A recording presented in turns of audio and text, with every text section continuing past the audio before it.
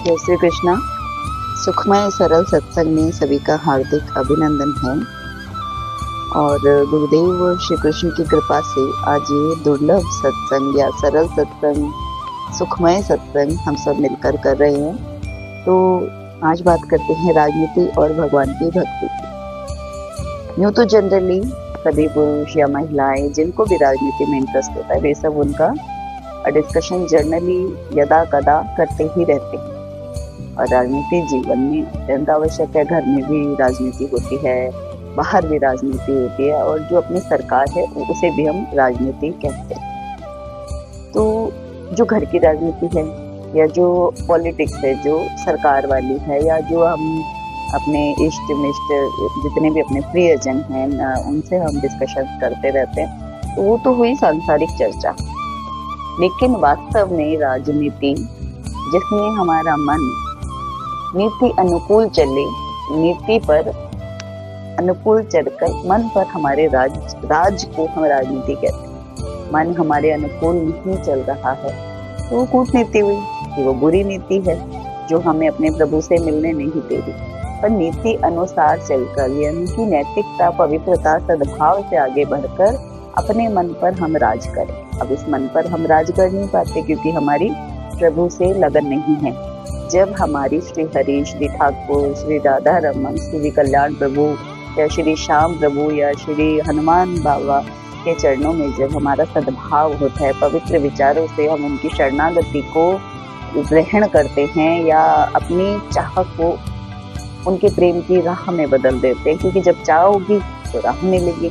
प्रभु का हाथ दयालुता, करुणा से, प्रेम से भरे भगवान तो बस इंतजार ही करते रहते हैं कैसे मेरा प्यारा, कैसे मेरा भक्त मेरी तरफ आए।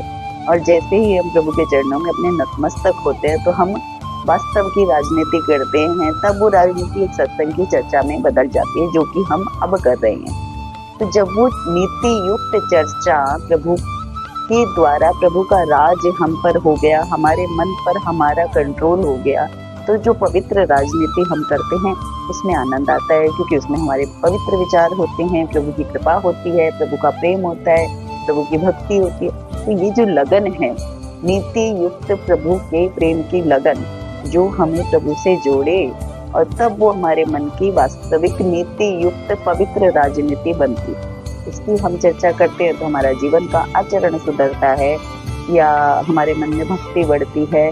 तो जो वास्तविक हमारे जीवन का उद्देश्य है कि हम अपने आत्मा भाव में डूबे, हमारे आत्मदेव को प्रणाम करके हम उठे, हम उनकी चर्चा करें। आत्मा भाव में रहना यानी कि अपने आत्म स्वरूप के अंदर, आत्मा के रूप में, हमारे प्राणों के रूप में हमारे भीतर बैठे हमारे प्रभु जो हमें सद्भाव देते हैं, जो हमें अच्छे बुरे का विवेक देते हैं, जो हमें बताते हैं कि हमारे लिए क्या उचित है, जो हमें घूमा कर फिरा कर दुनिया की थपेड़े खा खा कर हम हार कर जब अकेले हो जाते हैं, सबसे धोखा खाते हैं, छल कपट भरे मनुष्यों से दूर होते हैं, उनके द्वारा किए गए दुर्भाव से अकेले होकर एकांत की अवस्था में चले जाते हैं, तब हम विचार करते हैं कि वास्तव में मेरे लिए क्या सही है।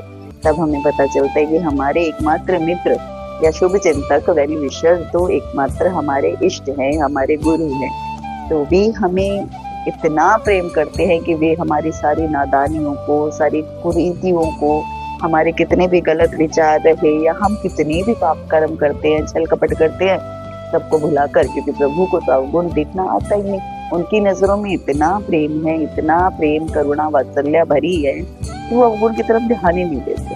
अब जब दो मनुष्यों में प्रेम होता है तो वो गलतियों को नजरअंदाज कर देते हैं। जैसे ही वो सॉरी बोलते हैं सब ठीक हो जाता है। वैसे ही भगवान को जब हम अपनी तरफ से सॉरी बोलते हैं सब ठीक हो जाता है, ऑल वेल। तो फिर बस ऐसे ही हमें अपने आप को न्यौछावर कर देना है, श्री हरि के चरणों में, उनके प्रेम में खुद को मिटा देना है, लुटा देना है और इस जीवन को खुशी से, आनंद से, प्रेम से जीना है। तो जैसे ही हम अपने ठाकुर के आगे नतमस्तक होते हैं सब ऑल वेल हो जाता है। तो जपते रहिए, जपाते रहिए, श्री हरि का नाम लेते रहिए। जय श्री कृष्ण।